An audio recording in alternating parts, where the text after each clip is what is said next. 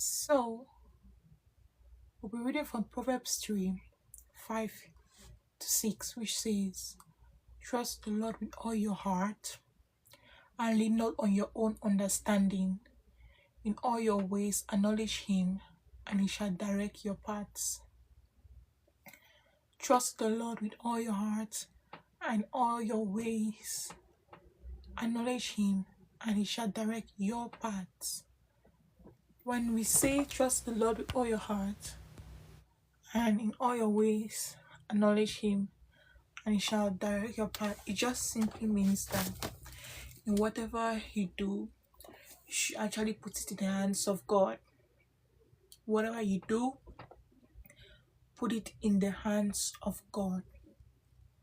Whatever thing you're doing, you put it in the hands of God, and you commit your works in His hands.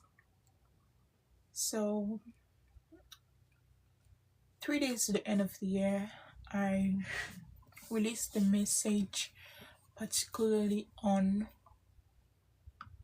how are we going to do it. I released some tips which could help us, including myself, especially myself, through the year. And I talked about, we focus on the Bible verse which says, My people perish because of lack of knowledge.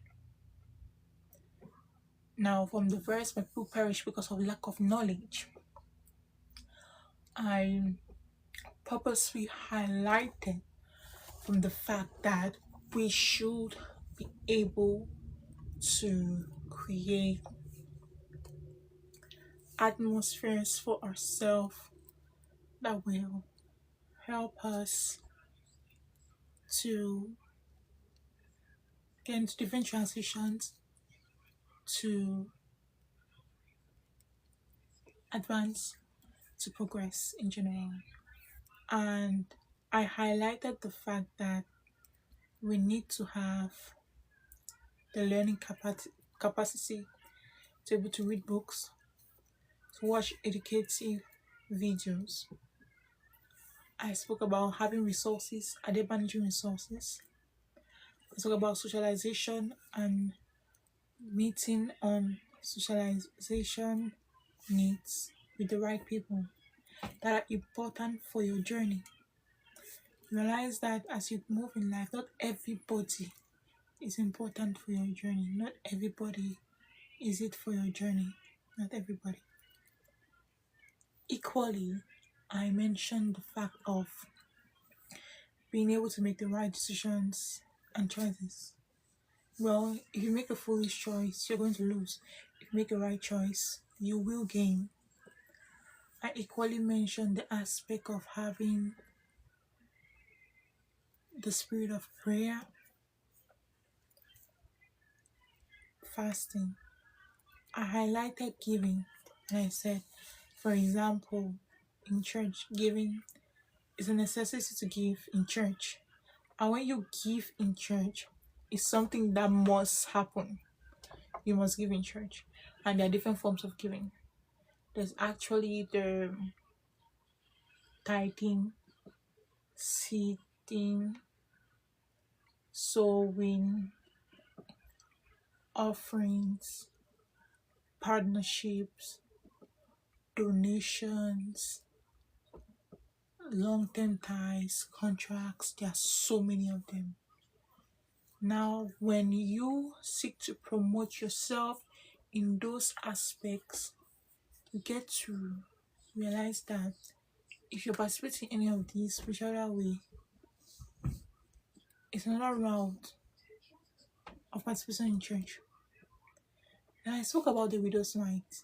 Why is it that in the Bible, when Jesus was talking about the story of the widow's mite, he highlighted the widow's mite, whereas there were people that gave the things that were far worth physically, like if you look at it, than what she gave, because you just look at the motive and the heart more than the physical actions. That sometimes you do so many physical things, right? God is, when it comes to Him, when it comes to His word, is more intentional about what he gets from there. Is he glorified there? Will you see his glory there? Of course.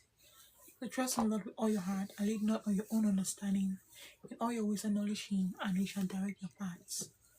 So that is what today is actually basically based on. And hi Peggy Bite. I hope today's message should uplift you. So far we've had our journey on reading books, and if we're reading books online, it involves promoting whatever thing that we're doing. We promote aspects of what do we want for ourselves and how does the Bible promote our daily life. So it's true, some people are not very public about their giving. It doesn't mean they don't give. Some are very private about their giving, but it doesn't mean they don't give. So I also mentioned the fact that people have different reasons of giving. Well, so today that'll be it for today's message.